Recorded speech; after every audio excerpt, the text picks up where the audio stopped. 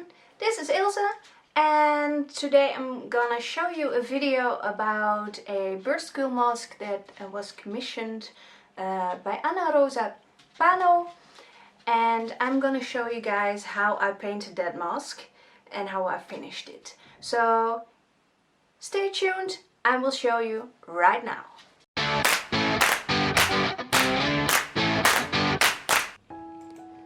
So I've sculpted the base, as you can see here.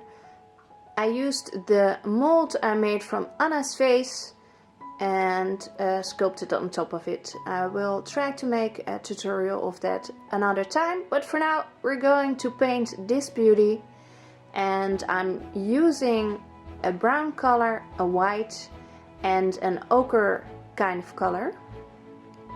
I'm also using some water. And of course I need my brushes. I've blended some colors together, mostly white with a bit of brown and a bit of ochre, and I'm gonna paint the outside of the mask. As you can see, it's a bit dark. Later on I thought it would be nicer when it's a little bit lighter, so later on you will see that I've painted over it. I'm using the water to fill all the little gaps so the paint is nicely flowing all over the mask. Blending a little bit more paint because I didn't have enough the first time I blended it, and I'm going to paint it on. Okay, it's done.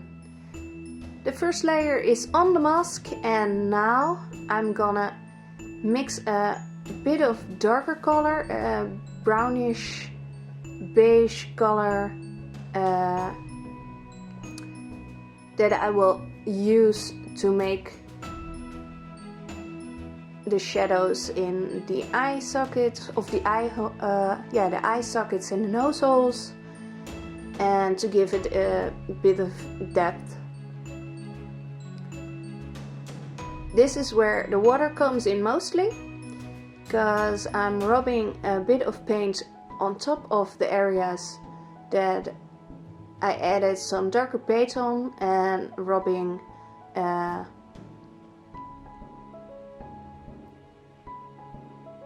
all the extra colors away, or the extra paint away. I love to work with my fingers, as you can see here.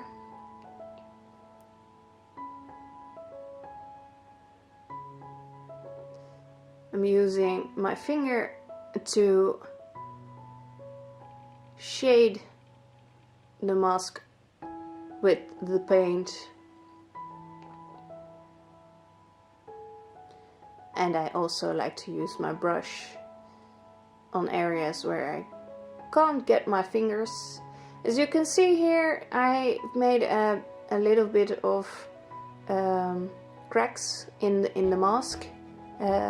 In the skull, so to speak. I'm tapping the paint in and rubbing all the extra paint off, and this way you will get some depth in these cracks, just like around the eyes.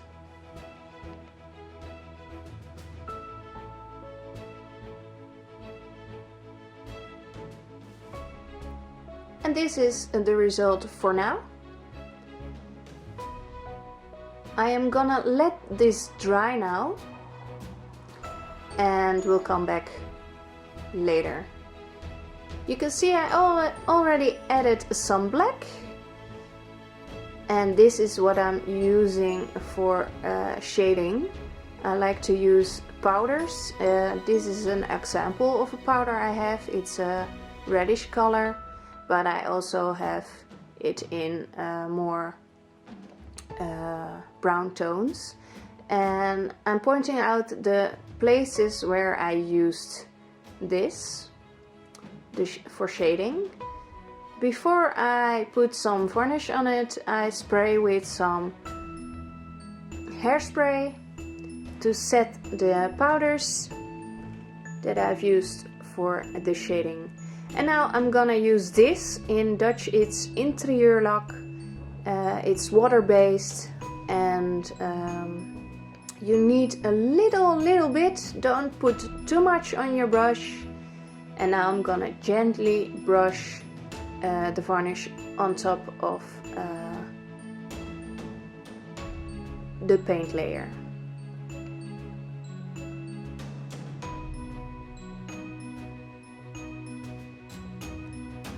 Adding some straps.